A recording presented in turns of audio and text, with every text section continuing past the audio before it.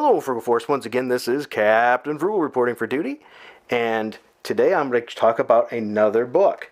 Before I do, if you enjoy these videos, please be sure to hit like and subscribe and hit that notifications bell. That way you're getting notified of these videos, and, well, if you're lucky, because as people know, YouTube is not the best with that, so always double check too if you're subscribed. But if you really want to help and make sure you know for sure you're getting those videos, check out that link below. We have a Patreon where you can join the Patreon for as little as $1 a month, and that should pretty much guarantee you're going to get notifications for these videos, as well as we do like to give back to the community, so keep an eye out for Frugal Force prizes. Now, with that said, this book is the Gobots on Earth. Gobots, mighty robots, mighty vehicles. If you're not familiar with the Gobots, this was the not as popular robot brand. It was beaten down by Transformers. It did not get nearly as big as Transformers did. But you know what? I actually still liked those Gobots. They were sort of the red-headed stepchild, if you will.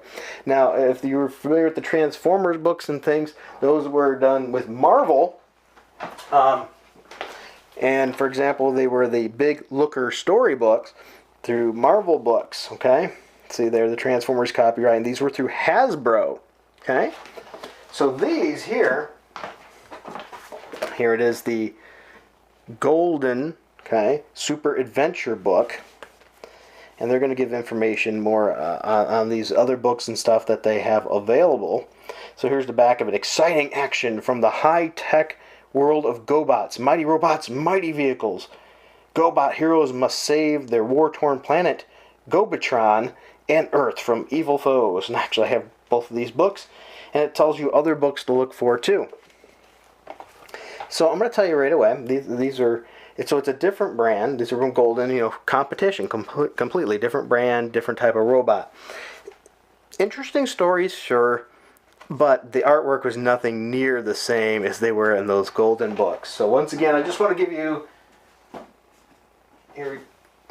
you a quick comparison. Remember, from the previous books I was doing, the artwork was stuff like this. Okay? Look at that. Okay? The artwork in here is going to be a lot different. So let's take a look. Gobots on Earth, illustrated by Robin Snyder, illustrated by, ready for this one? Check this out. People don't notice this normally. Now, I'm not saying the art was bad. It's just a different style, okay? Look at that. Illustrated by Steve Ditko. How cool is that? This book was Western Publishing Company, okay? And let's see here, 1984, okay? So here we go. Notice this. This is a more cartoonish style. They went with a different art style than the other books. These were more of a painted kind of look and style for the art. See, whereas these were more of a bright, cartoony style. Okay. So here we are there. So I will say the art, you know, it's different. I think the other art was better. Okay, but it's always cool to get something cool from like Steve Ditko. Look at that guy. Poppycock, gentlemen! Shouts Professor Braxis. And here we are, it's going to give you some information about the characters in Gobots. We had Leader 1, the head of the Guardians. His mission is to defeat the Renegades, that's the bad guys, in the battle between good and evil. So we have the Gobots, and we have the Renegades as we had compared to Autobots and Decepticons.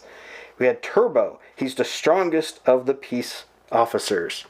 And we have Scooter. He's the smallest. He is the computer whiz. He reminds you of maybe Bumblebee of the group of Transformers. And then we had the bad guys. You know, I always liked this bad guy here, the head honcho Psykill, because he turned into a motorcycle.